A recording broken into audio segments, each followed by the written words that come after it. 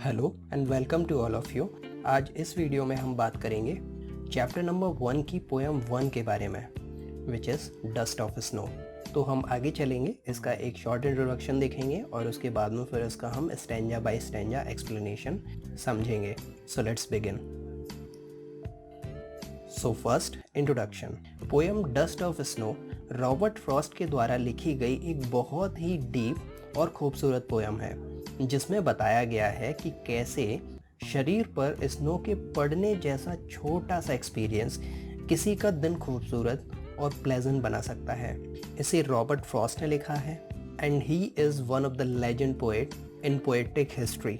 तो अब हम थोड़ा सा आगे चलेंगे और इसका स्टैंजा बाय स्टैंजा एक्सप्लेनेशन देखेंगे। Stanza number 1। The way a crow shook down on me the dust of snow from a hemlock tree। अब यहाँ कुछ वर्ड्स जैसे कि dust of snow, shook and hemlock tree as well as crow गौर करने लायक हैं। Dust of snow means बर्फ के छोटे छोटे पार्टिकल्स। सेकेंड इज crow जो डेथ या बुराई का सिंबल है। थर्ड इज shook जो शेक का सेकेंड फॉर्म है। और लास्ट है हेमलॉक ट्री। ये एक पॉइजनस ट्री होता है जिस पर वाइट लिटिल फ्लावर्स लगते हैं। तो क्या कहता है स्टैंजा? स्टैंजा का मीनिंग है जहाँ एक सीन है, एक जगह का, जहाँ पोएट पेड़ के पास से होकर जा रहे हैं जो एक हेमलॉक ट्री है। हेमलॉक ट्री एक पॉइजनस ट्री होता है और पोएट का मूड बहुत ख़राब है। जैसे ही वो पेड़ के पास से गुजरते हैं तो एक कोआ वहाँ पेड़ की टहनी को हिलाता है। जो कोआ ऑलरेडी पेड़ की टहनी पर बैठा हुआ था, तो वो पेड़ की टहनी को हिलाता है जिससे पेड़ पर से स्नो झड़कर पोएट के ऊपर गिर जाती है। अब वो टहनी हिली कैसे? पोएट ये सोचने लगते हैं।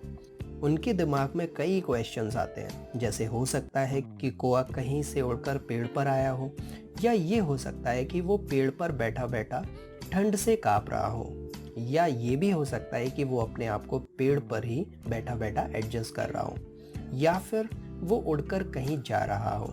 तो ये सारे ख्याल पोएट के मन में चल रहे हैं। रीज़न जो भी हो, लेकिन यहाँ नेचर की दो चीज़ें गौर करने लायक हैं।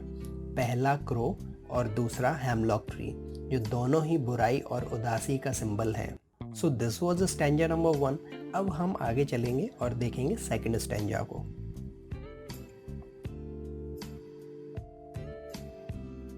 Stanza number 2।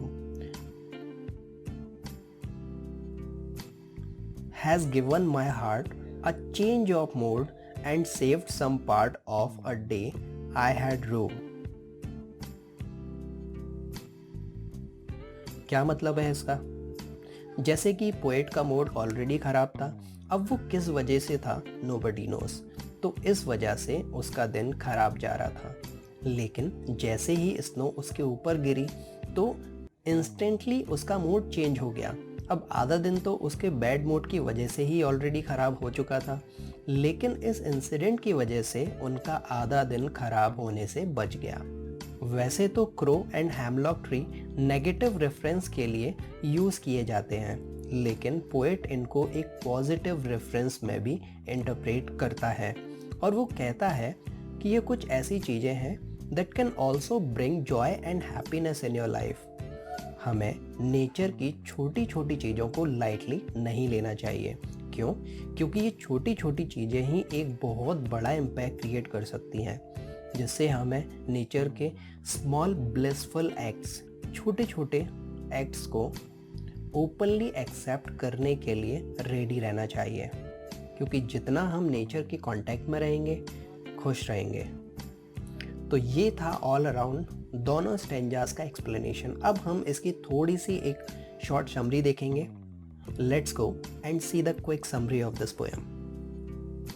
तो समरी कहती है कि रॉबर्ट फ्रॉस्ट की ये शॉर्ट पोएम नेचर की अमेजिंग हीलिंग पावर्स की प्रॉपर्टी के बारे में है, जो खराब मूड से बैड हेल्थ को भी क्योर कर सकती है।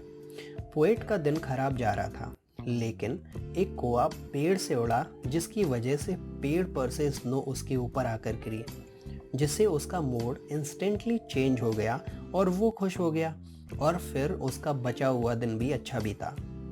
नेचर के इस एक्ट से उसे रियलाइज़ हुआ कि उसकी प्रॉब्लम कितनी छोटी थी जिसने उसका आधा दिन बर्बाद कर दिया था। पोयम में आए वर्ड्स जैसे कि क्रो, हैमलॉक जो एक पॉइजनस ट्री है, बुराई का सिंबल है, पोएट के लिए प्लेजेंट बन जाते हैं जिसकी वजह से उसका मूड भी अच्छा हो जाता है। ये सीन क्रिएचर्स जिनको नेगेटिव एस्पेक्ट में देखा जाता है उनको ब्राइटर साइड में देखने के बारे में है, जिससे हमारा एटीट्यूड उन चीज़ों के लिए चेंज होता है और हम अपनी लाइफ को और दिन को खुद से खूबसूरत बना सकते हैं। So this was the explanation of poem 1 from chapter 1। Hope कि आपको समझ आई होगी। तो अगर ये वीडियो आपको पसंद आया तो लाइक कीजिए, शेयर कीजिए अपने फ्रेंड्स के साथ में जो आपकी ही तरह 10th क्लास में स्टडी करते हैं, और इस चैनल को आप सब्सक्राइब भी कर सकते हैं क्योंकि आपको ऐसे ही इंटरेस्टिंग वीडियो आपके सारे चैप्टर्स की समरी के फॉर्म में इस चैनल पर आपको मिलते रहेंगे। और आपके जो भी सजेशंस हैं उनको आप कमेंट्स के फॉर्म में मुझे शेयर कीजिए जिससे मैं आपके लिए और बेटर वीडियोस बना पाऊँ। So thanks for watching this video. अपना खूब सा ख्याल रखिए। Till then goodbye to all of you.